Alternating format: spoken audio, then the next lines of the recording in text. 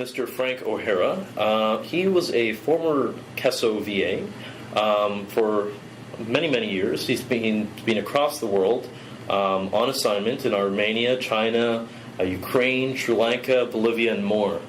And he's accomplished a lot in his time with us. Now he's one of our CESO alumni and has recently won the Ontario Seniors Achievement Award. So we're here to have a talk with Mr. O'Hara to, ask him to tell us a bit about his experience with us and his experience on assignment. So, hello, Frank. Thanks for being here. Nice to be here. When did you start becoming a volunteer, and how long have you been a volunteer? Well, I was a volunteer for about a dozen years, I guess. Oh, great. Yeah. Fantastic. So, why did you decide to join CESO? I guess in 1998 is when you did your first assignment? Somewhere around there. I had my own business before. I've always been busy, and so I like to be occupied. That's the first reason. And I guess there's an element of also personal aggrandizement, you might say, in as much as I like to travel around the world. So this was a good opportunity to do that. And it was a good opportunity to do something hopefully worthwhile while I was traveling around the world. So I accomplished a number of objectives. So maybe you can tell us a bit about some of your assignments. Were there any assignments that were particularly memorable for you in terms of your experience or the impact of your advisory work to your client?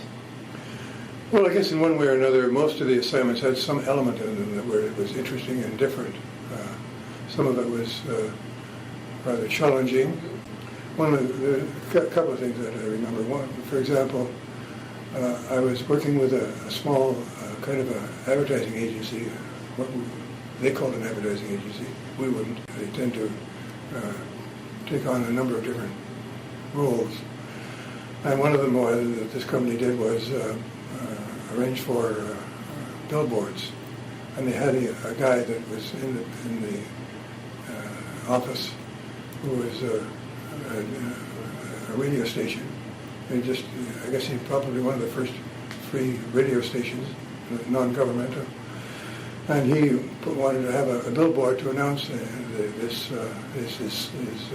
radio station. So they asked me after they'd had their conversation about this, and they'd made up a design for it and so on, asked me what I thought about it. Well, of course, I couldn't read the Chinese, so I had them translate it for me. And I said, well, where does it say what the number is for the station? Well, they said the call letters are such and such. I said, no, not the letters. Not what you call the station. What's the number? Like, is it 99.1 or whatever? Oh, it's not on here.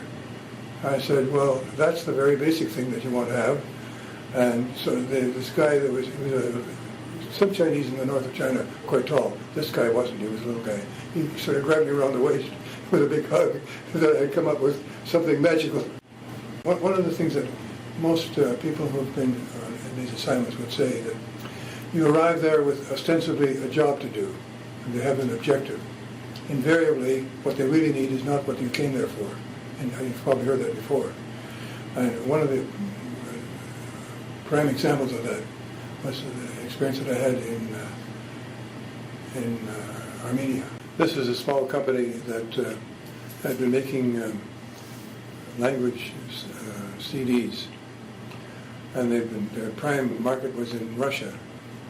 And then there was a time when China started duplicating everything, and they had 40 employees working for them in Moscow.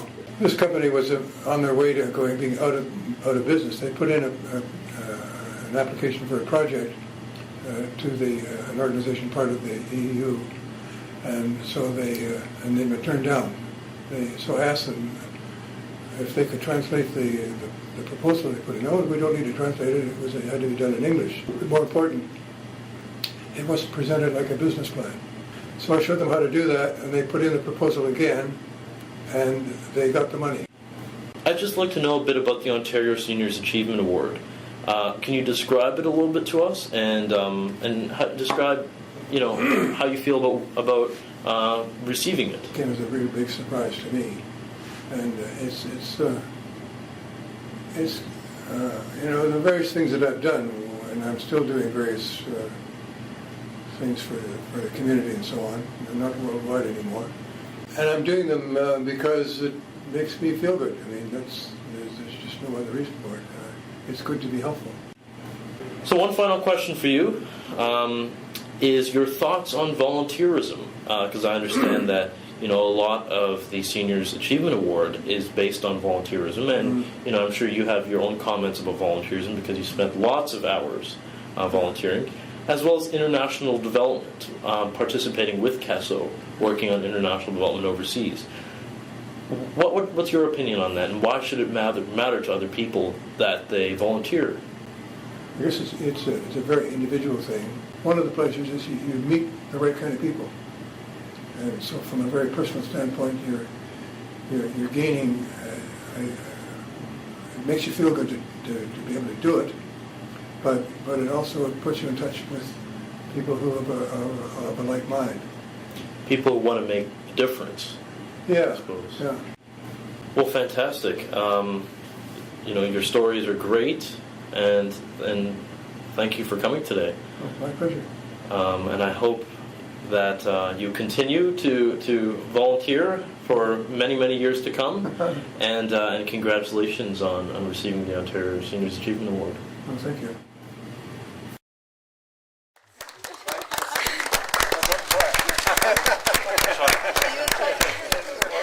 I want to thank you. It's been wonderful working with you. You're a very knowledgeable person that can give so much.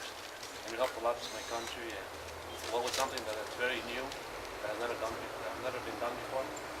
And I'm sure it's going to be a success because you planted your seed here. Thanks.